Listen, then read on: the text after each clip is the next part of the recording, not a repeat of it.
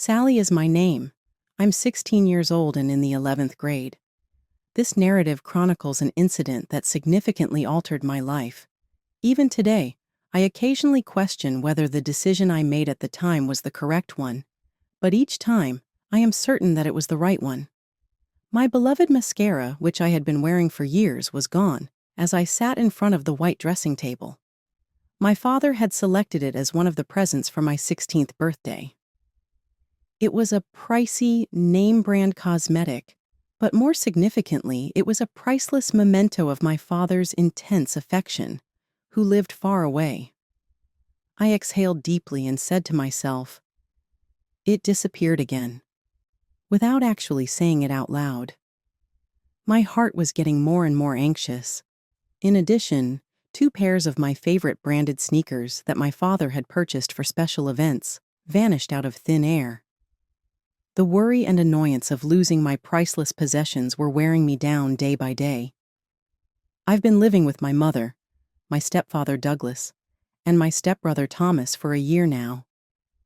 We lived as a new family in what appeared to be a tranquil house, but reality was moving in a totally opposite direction under the surface.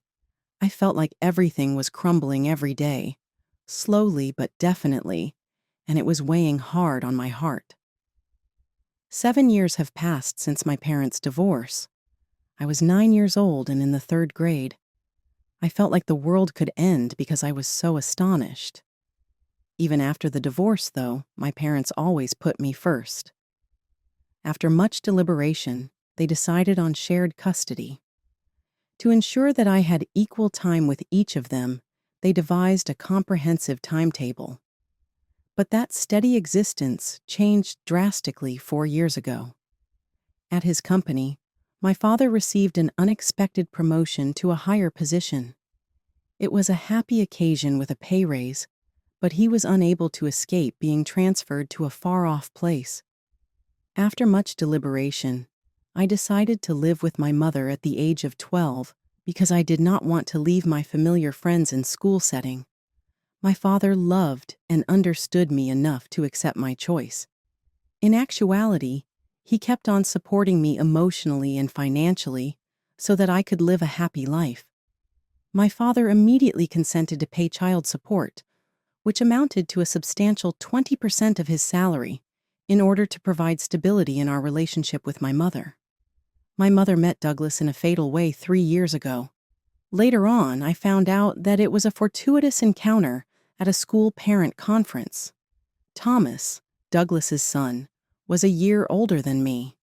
I assumed everything would be okay because Thomas went to the same school as me, and Douglas seemed like a kind person. That expectation, though, was short-lived. On a quiet spring day, Douglas and Thomas moved into our home. Douglas was tall, well-groomed, always wearing a crisp suit, and always smiling softly. I was the same height as Thomas, a lively child who was quite good in sports.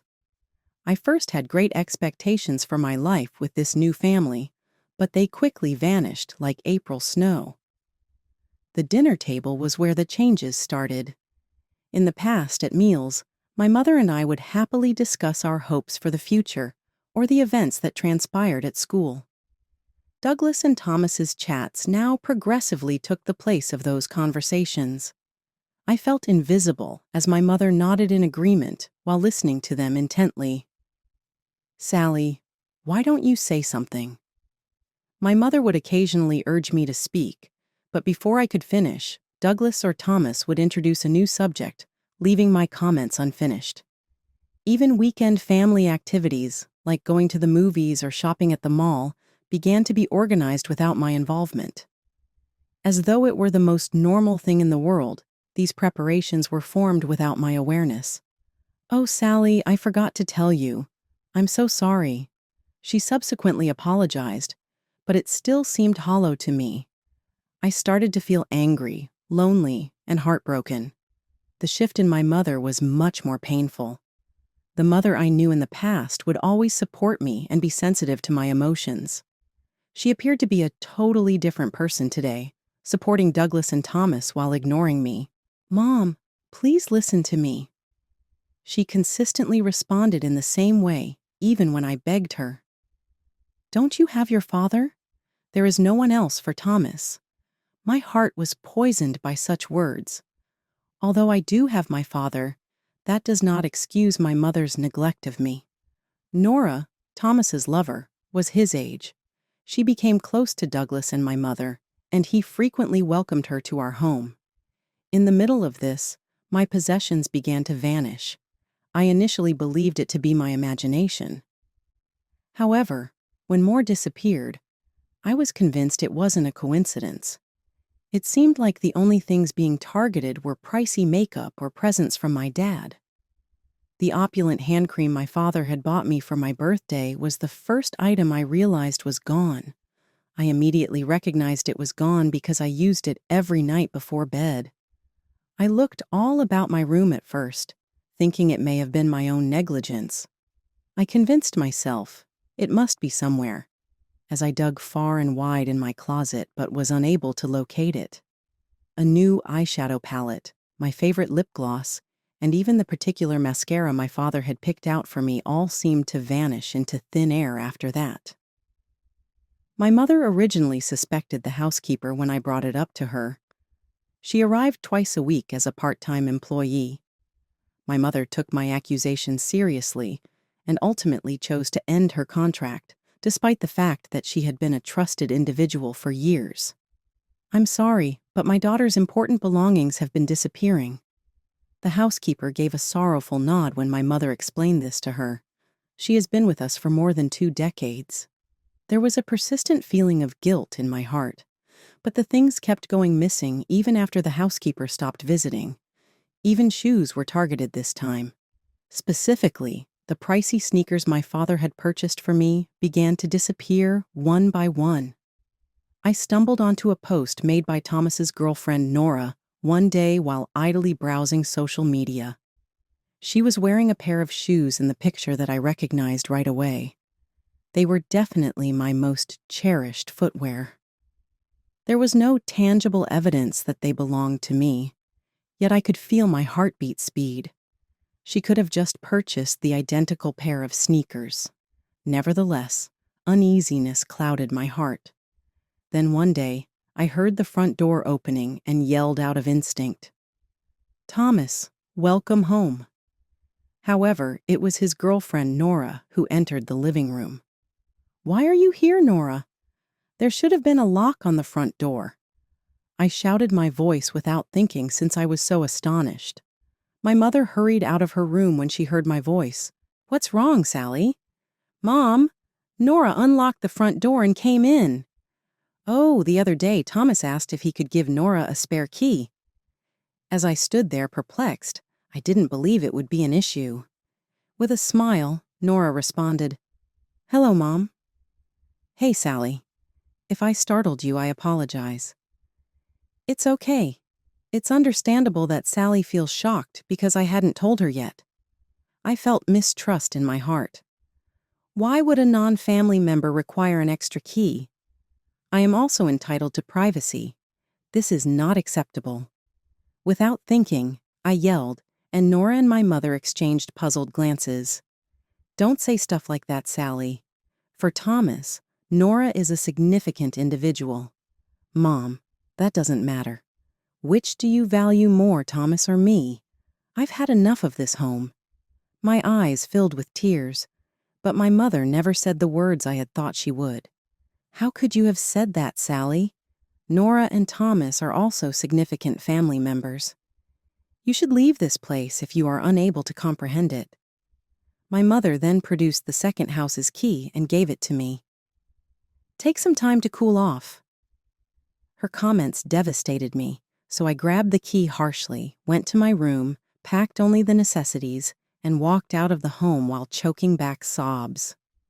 My life in the second house started then. Although it wasn't far from home, the second house was inconvenient since it was ancient and poorly maintained. But I was forced to adjust to this new existence, since I no longer had a space in my own house. When I saw Nora's social media post after I had largely adjusted to living at the second house, I thought, I can't let this go on. I have to clarify things. I made a big decision that morning. I called my father right away. He gave me his whole attention and acted immediately. I had a more positive interaction with him than I had anticipated.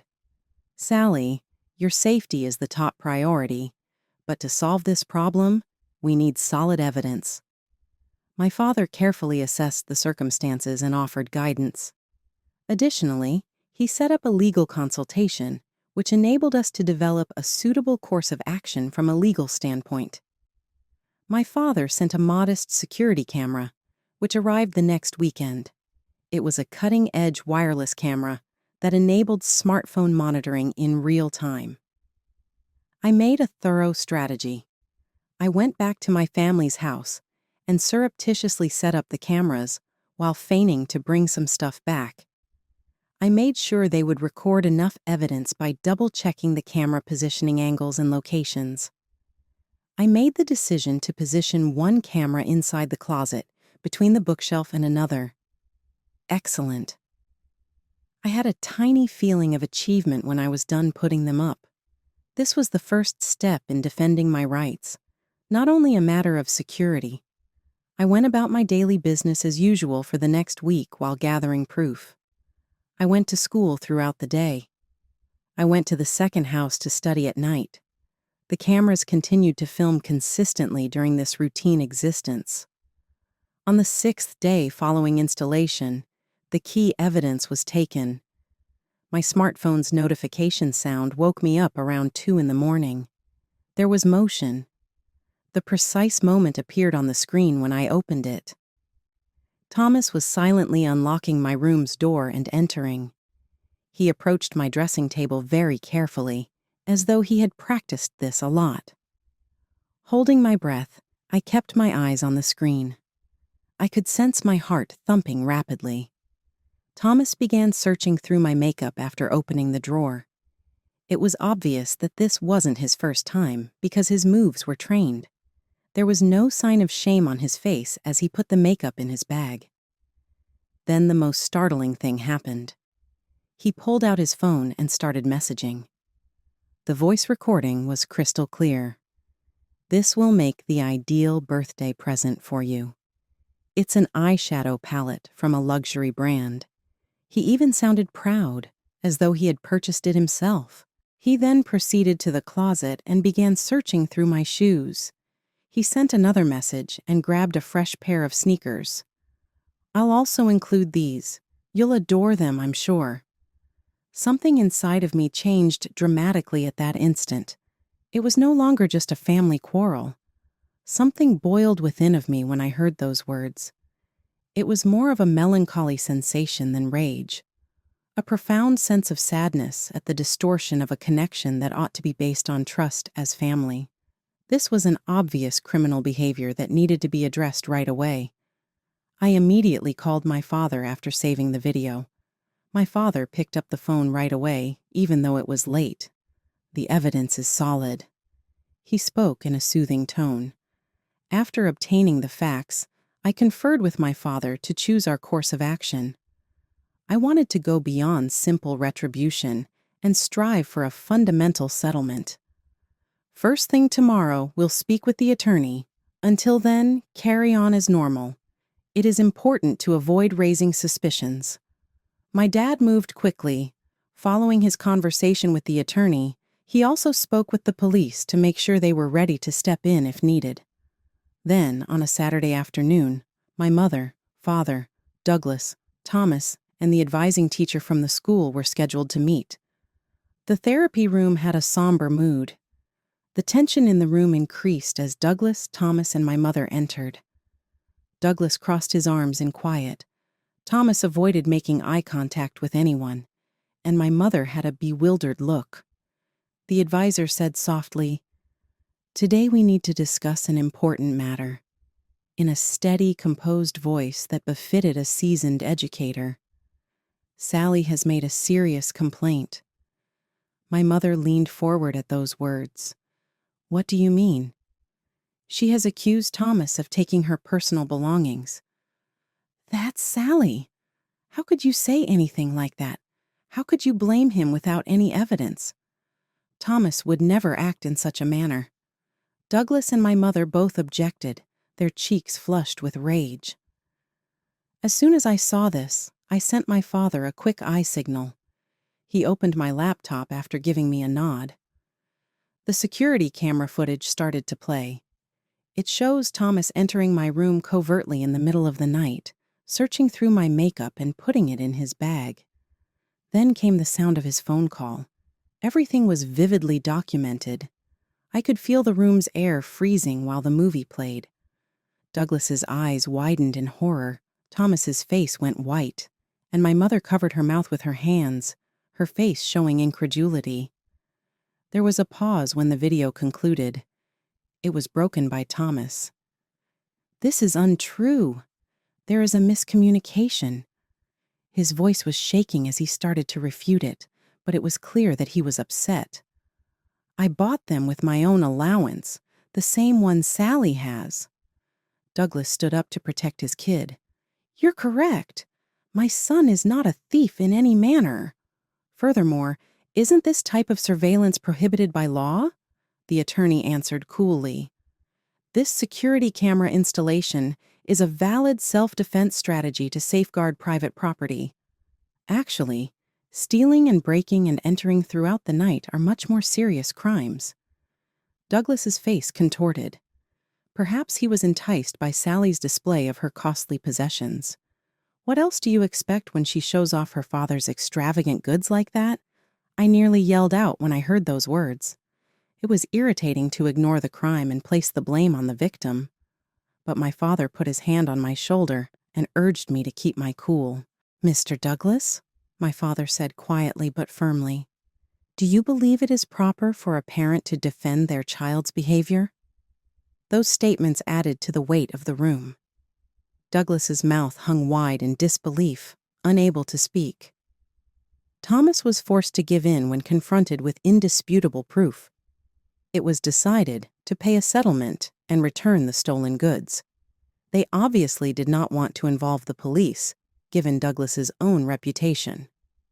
A sizable compensation sum was decided upon. Thomas said that the stolen goods had either been handed to his girlfriend or utilized as recreational funds. Then my mom said something. "Sally, did you really have to go this far?" She was trembling as she said, "Thomas is still a youngster. We are related. Are you unable to extend a bit more forgiveness?" Something inside of me cracked irreparably at that very instant. I got the impression that the last glimmer of hope I had vanished entirely. "Family?" I was surprised at how chilly my voice sounded. "Am I not your daughter, Mom? Why do you only keep Thomas safe?" Unable to reply, my mother stumbled and averted her gaze. My father then spoke in a composed yet determined tone. "There is another issue we need to address." He took out his cell phone. "I'd like an explanation regarding the use of the child support I've been providing." I watched my mother's face lose its color.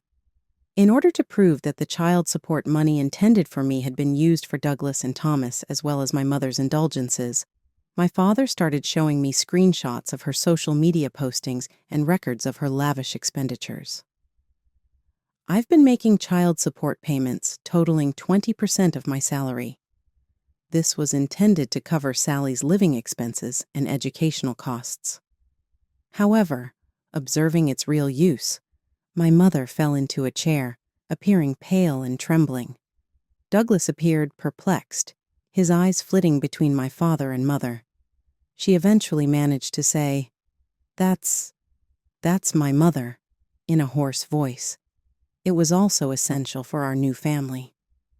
"I also wanted Thomas to live in a nice environment." "You were using my child support for your new family?" My voice faltered. "Mom, was I just a source of income to you?"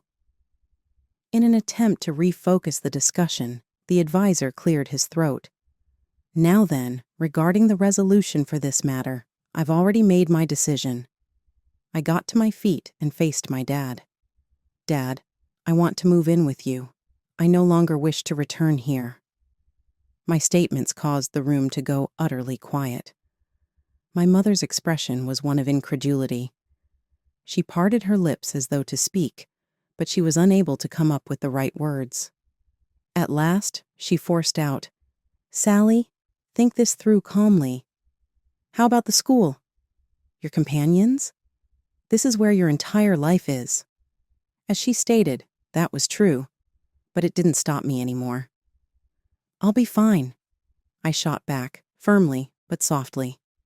"I've thought everything through." My dad put his hand on my shoulder and gave me a soft nod. I felt so brave to be with him. The lawyer remarked, "Now, let's discuss the specific procedures," and took out a few paperwork. Sally is 16, so she has the right to designate her residence with court approval. The next conversations, custody modifications, child support termination, and school transfer procedures, made me feel as though I was traveling through a fog.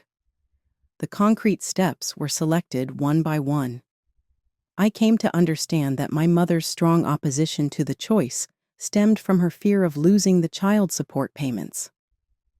Ultimately, custody was given to my father after negotiations facilitated by the attorney. I sobbed in my father's car on the way home. They were tears of relief from the weight I had been bearing, not tears of sorrow. As he drove the automobile to his house, my father remained silent. "I need to go back for my belongings." "It's all right. Later, you can get what you need. The most crucial thing right now is to rest."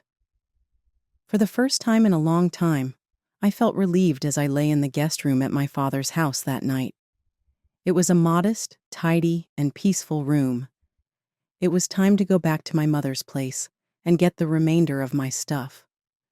Despite my father's invitation to accompany me, I decided to travel alone. My mother talked to me as I was packing. "Have you made up your mind? Are you really not returning?" "Yes, I have made up my mind. I made this decision. I'm prepared to go on with my life now that the past is behind me." My mother kept silent, even though it appeared like she wanted to say something. Finally, I packed my final suitcase and made my way to the front door. She cried out, "Sally," to me. I hesitated for a second, my hand on the doorknob. "Thank you, but I will not be returning." "Goodbye, Mom." At my new school, I made pals right away. I still think about my mother occasionally, but not with the same agonizing feelings. Rather, it's a silent acceptance coupled with the knowledge that I made the correct decision. Despite my father's continued job commitments, we now spend more time together. On the weekends, we go shopping or to the movies together. It seems like genuine time spent with a youngster. My mother and Douglas's lives were profoundly impacted by the child support termination. My father's assistance made up a significant amount of her income. Therefore, its disappearance had a significant financial impact on their family. Their prior quality of living could not be sustained with Douglas's wage alone. They had to relocate to a more reasonably priced apartment complex, as they were unable to pay off the mortgage on their home in the exclusive area. Additionally, they had trouble paying for Thomas's private high school education, so they thought about moving him to a public school. However, I've heard that his buddies started to separate him, even at his new school, when his deeds were revealed. After years of being a housewife, my mother had to return to work, but it was challenging for her to get the position she desired because of the gap in her employment history. She started working many part-time jobs. My mother would sometimes send me heartfelt texts expressing her desire to go back to her former life, but there is no way to do so.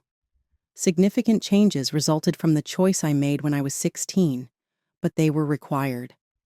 The guts to stand up for what's right and go for happiness. I discovered that everyone is entitled to this privilege. Above all, I came to understand that family is not just based on genetic ties. I gained a profound understanding of what genuine family is, relationships in which individuals support and understand one another. I'm Irene, a 30-year-old who is content with her single status. I work for a foreign-owned corporation in sales. Family vacations are a yearly ritual for me as they provide me a unique opportunity to refresh my body and mind and strengthen my relationship with my family. Every year, my family and I travel to Hawaii to enjoy the delicious local food and unwind on the stunning beaches. Since I was little, this vacation has been one of my most treasured memories. Naturally, that time of year was drawing near this year as well, and I was excited to take my whole family to Hawaii. But when I was cleaning up after the family party on Christmas Eve, my mother said something out of the blue that brutally crushed my hopes. "Irene, I don't think you'll be able to join us for the Hawaii trip this year." The abrupt declaration left me speechless. "What do you mean?" I inquired. My mom looked away and started to explain. "The funding is limited this year. It's also partially because you somewhat cut back on Christoph's family's financial assistance." I listened incredulously to what my mother had to say. I started giving my nephew and niece monthly support after learning a few years ago that my brother Christoph's family was having financial difficulties. I don't make a lot of money, but I've been able to sustain my family by making a sizable contribution. Nevertheless, I didn't understand why I was informed I couldn't go on the vacation. However, I've been sending a sizable sum each month. I answered, I believed that money would be sufficient to arrange a trip to Hawaii. Despite her worried appearance, my mother remained silent. Rather, my dad raised his voice. "Well, while we were adjusting the plans, certain circumstances arose, and we had no choice but to prioritize Christoph's family." "What circumstances?" I gave a long sigh.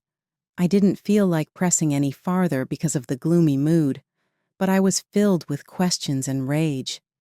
In the first place, I never had my concerns about the cause of my brother Christoph's family's financial troubles, and it was never completely evident. I had thus always had a feeling of disquiet inside me. I spent that night alone myself in my room, thinking a lot. So far, I had kept Christoph's family financially supported, thinking it was for their benefit.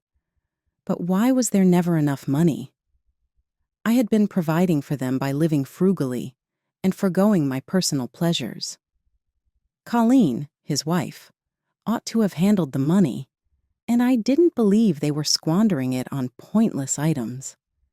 I was thinking about something at the time. I chose to ask Christoph directly to confirm something that had been bugging me. Christoph had a duty to adequately explain the situation because I had accepted his statements without question and kept up my financial support. I made the decision to see Christoph and acquire some answers on my next trip. A nearby cafe served as the gathering location. It was a peaceful area free of kids and family. Christoph, who was seated across the table from me, was a little anxious. "It's been a while, Irene." Christoph grinned.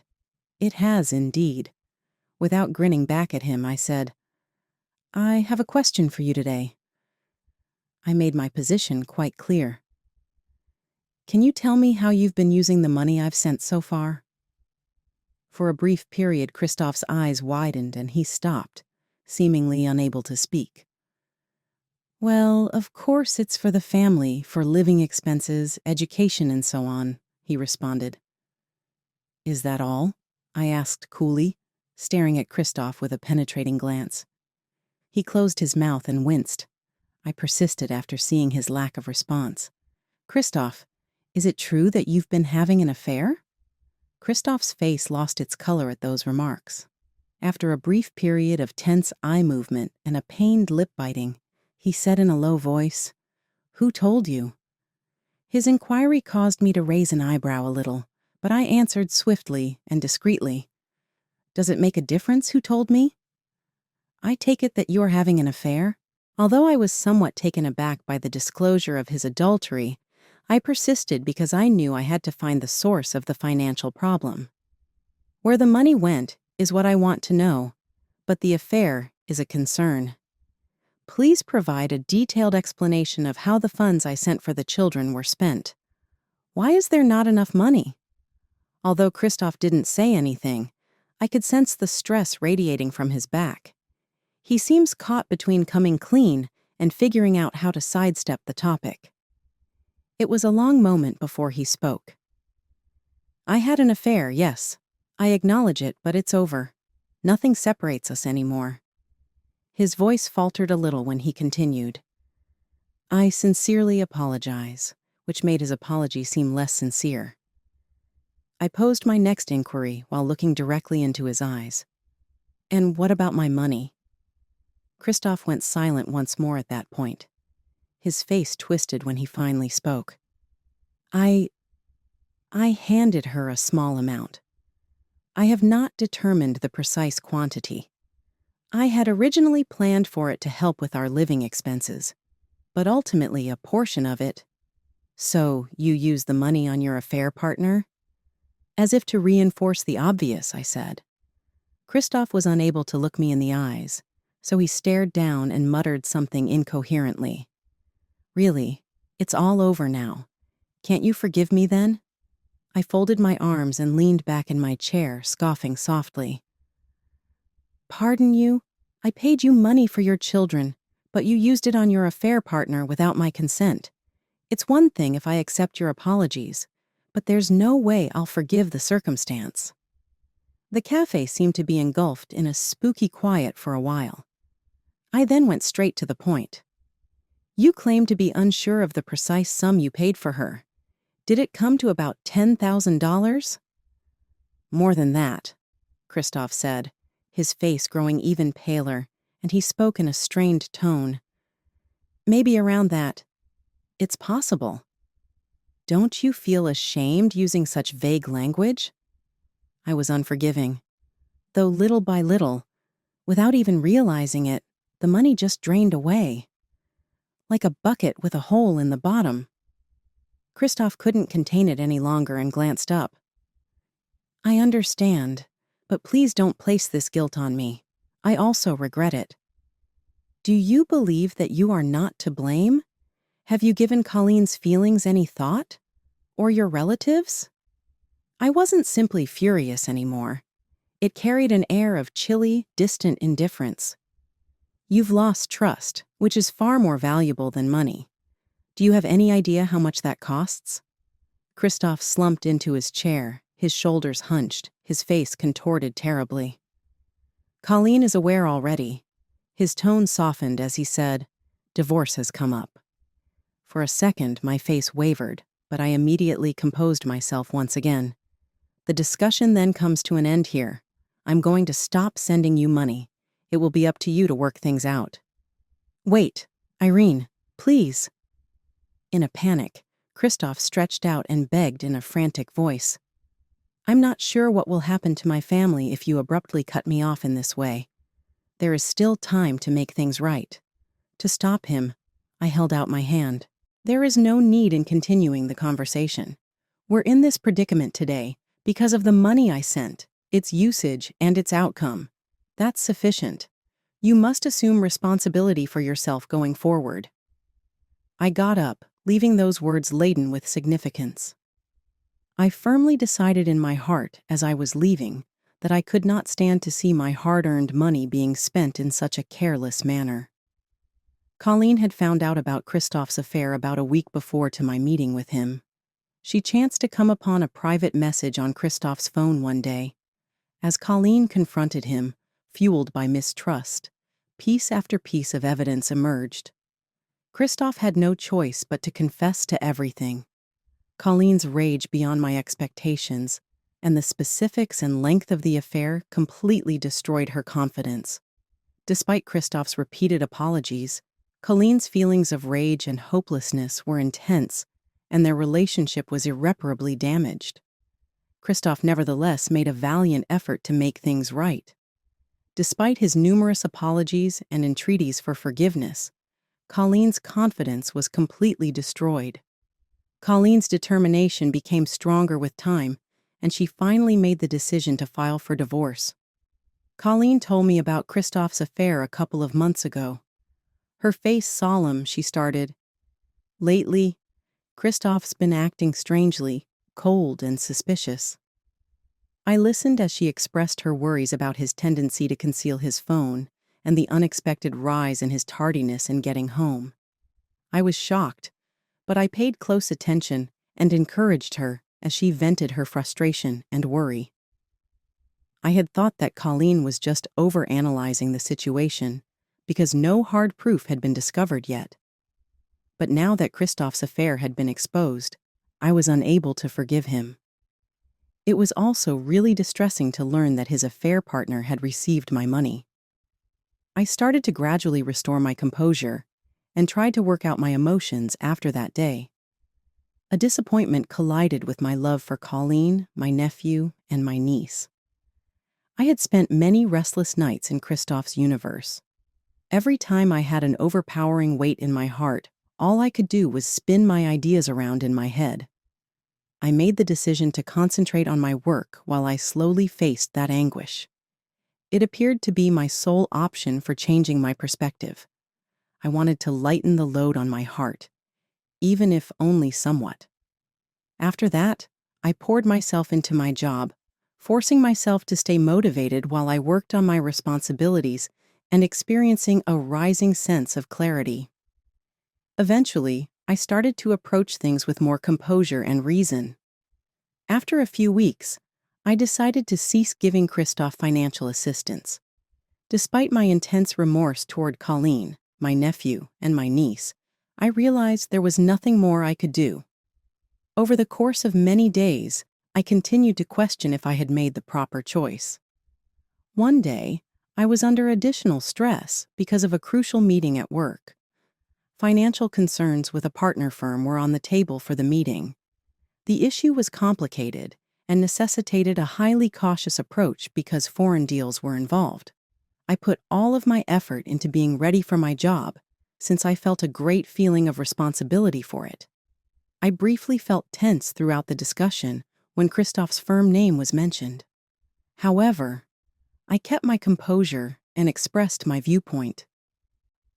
Businesses who rely on the funds we supply must carry out even more comprehensive risk assessments. Particularly, situations with a lack of financial transparency should be carefully examined. Although Christoph's firm was not specifically mentioned in my statement, there were definitely some people who grasped what I was saying. The connection between Christoph and my firm, which was the latter's biggest client, was essential to both companies' operations. Christoph's business would suffer serious repercussions if my firm stopped sponsoring it, and it would be hard to recover until the problem was completely fixed. Christoph's business would unavoidably have a dismal future. Christoph himself seems to be cognizant of the dangerous state of his business. He was aware that things were not going well because of workplace gossip and the regular meetings his supervisors conducted. The business's financial issues were becoming worse every day, and its operations were not going well. Rumors started to spread that their lifeblood of connections with important clients was beginning to deteriorate. It became evident that these stories were probably accurate, and Christoph was unable to deny their increasing veracity. Christoph, already troubled by domestic problems, was further encircled by his company's deteriorating situation and unsure of how to improve it. Christoph's staff were noticeably agitated when he returned from a sales trip that day. Their expressions conveyed a distinct feeling of urgency and uneasiness over the dire circumstances they were aware would arise. Given the lack of hope in Christoph's organization, it was scarcely shocking. One issue after another kept coming to the surface, like ripples on water. "We've got a big issue, Mr. Christophe. One of our largest clients has notified us that the renewal of our finance arrangement is presently on hold. Although they haven't given specifics, it has been implied that there could be doubts over our dependability." Christoph was taken aback. Their business would be severely impacted, even if they lost only one client. My business was one of the most important partners among them. Learn the specifics right away. Speak with the responsible party to fully understand the circumstances. In the meanwhile, I realized how much responsibility I had for suggesting that business be suspended. Even though it was obvious that Christoph's firm was about to fail, I was cautious to keep my feelings and my business separate. A few days later, I contacted Christoph once more. I believed that a formal conversation from a business standpoint was required because it was more than simply a sibling dispute. I would like to meet and speak with you again, Christoph. Tell me what time and location work best for you. Torn, Christoph read my message and moaned. Got it. He replied as he composed his response. This weekend, how about the same cafe? The tension between us was much greater on the day of our meeting when we confronted one another once more at the cafe. I could tell by looking at Christoph that he was surrounded and that his expression was tired. I jumped right in and added, I came today to talk about work as well. I've heard that cash flow is a problem for your company. In response, Christoph scowled and lowered his voice. That's true, but why bring it up now? You don't intend to assist, do you? I firmly said, I'm not here to help. I think you need to take a much more serious look at why you're failing to meet those standards, and I wanted you to understand the standards our company uses to determine whether to continue a business relationship. Christoph became quiet at what I said. You can no longer rely on connections and money to make things better. That's all I have to say as your family. After speaking clearly, I walked out of the cafe. It remained to be seen what Christoph's life will do after this. The results that lay ahead were uncertain, and his own actions and obligations would now dictate the effects of his decisions. For me, this incident served as a crucial reminder of the need of taking personal responsibility. Even though Christoph's company's fate was important, I was mostly thinking about the family he had destroyed due to his affair. My nephew and niece, who had been impacted by the consequences of the affair and the upcoming divorce, were on my mind constantly. I knew there had to be a method to stop a reckless individual from ruining their future. Therefore, I couldn't just overlook Christoph's actions. I understood that more victims would keep appearing if nothing was done. My own life underwent a transformation a few days later. I was elevated to department manager after my accomplishments and efforts were acknowledged. I now had more responsibility than ever as a manager, and I frequently had to make even more important choices in the course of my work. But I was resolved to take on these obligations head-on and not back down.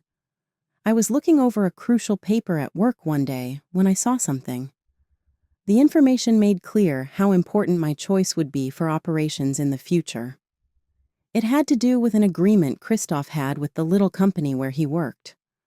Upon closer inspection, I started to doubt whether this commercial connection was actually justified, even though the paper described the mutually beneficial relationship we had developed over the previous few years. I called an urgent conference with the accounting and legal departments the next morning to ask for a comprehensive audit of our interactions with Christoph's business. I adamantly declared, we must make decisions solely on the basis of business logic, without any influence from personal ties. My coworkers supported my position and promptly took the required steps. My concerns were validated by the investigation's findings, which showed that Christoph's business was having financial difficulties and that certain payments were past due. The head of the legal department stated unequivocally that this could not be ignored. Given their status, if this issue is not resolved, it may have a detrimental effect on our business. We ought to start renegotiating the deal right away. I gave a strong nod. Let's take the necessary procedures to halt our transactions. However, do make sure that a fair grace time is granted to the opposite side. As a result, my firm, Christoph's main client, stopped providing vital assistance to their business. The next day, Christoph got this news. In a panic, he contacted me right away. Why would you do this, Maren? This is business, suspending the contract in this manner. Personal sentiments were not the basis for the choice. This would not have occurred if your business had been properly handled. I'm amazed at how icy you've gotten. We are related. Being family doesn't imply I'll put up with dishonesty or careless conduct. As a department boss, I made the proper choice, I remarked. I recently received a promotion to department manager. I had no idea you were in that situation. Christoph stopped talking, unable to find the right words. He had no way out due to the harsh truth and my unrelenting commitment. In order to safeguard the interests of both parties, our organization had to make the difficult but essential decision to halt the contract with Christoph's business. The decision, however, had more effects than expected and swiftly extended to other industry business partners. Trust is crucial, and it is very hard to rebuild once it has been lost. Rapidly spreading rumors caused Christoph's business to lose customer orders one after another. Cash flow deteriorated as a result, and the entire business started to suffer from staff salary delays. Additionally, the company's image plummeted, and it became practically hard to get new clients. Our choice served as the impetus for Christoph's business to enter a financial crisis. Furthermore, his affair's public disclosure prompted inevitable legal processes for the divorce, which made custody and living arrangements for my nephew and niece more difficult. Finally, Christoph appeared to realize the seriousness of the repercussions of his careless behavior. In the meanwhile, I started looking into other methods to help my nephew and niece avoid having to deal with any more uncertainty. I made the decision to open a trust account, especially for their college costs, and assume full management responsibility for it. This made it impossible for Christoph to misappropriate the money and guaranteed that it would be used appropriately for its intended purposes. In addition, I made the decision to sign Christoph's kids up for an educational assistance program that my business provided. They would have more alternatives for the future and be given more chances as a result. I managed to provide Christoph the bare minimum of support as a family member while yet enforcing concrete consequences in this way. I have no doubt that this was the correct choice. Christoph's circumstances, however, kept becoming worse. Together with his co-workers, Christoph put forth endless effort to re-establish his business. However, reality was harsh, and his company's financial difficulties persisted in spite of their best efforts.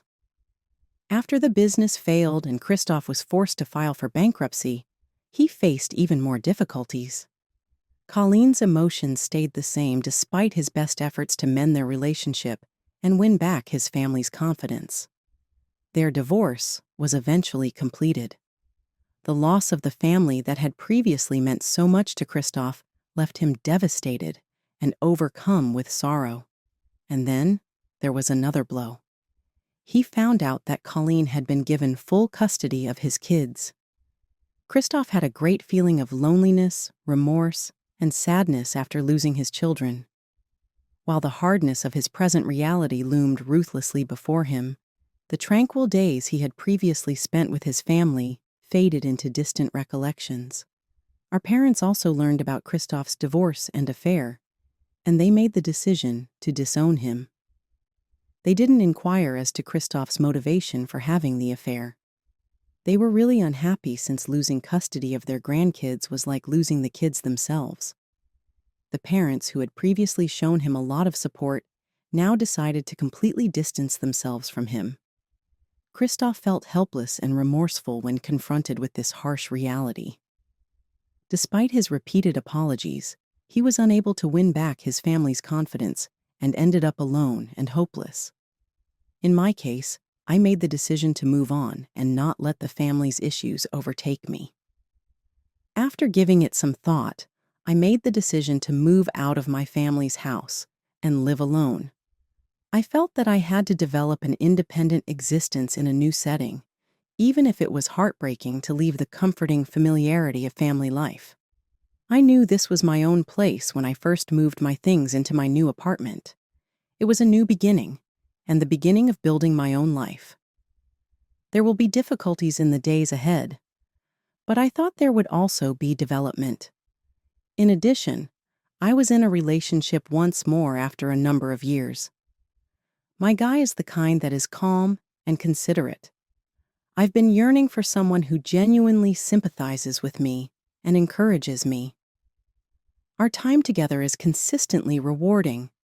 I'm still doing well at work as a department manager, producing outcomes and helping the business succeed. I've rediscovered the pleasures of life and learned to cherish myself via my everyday experiences.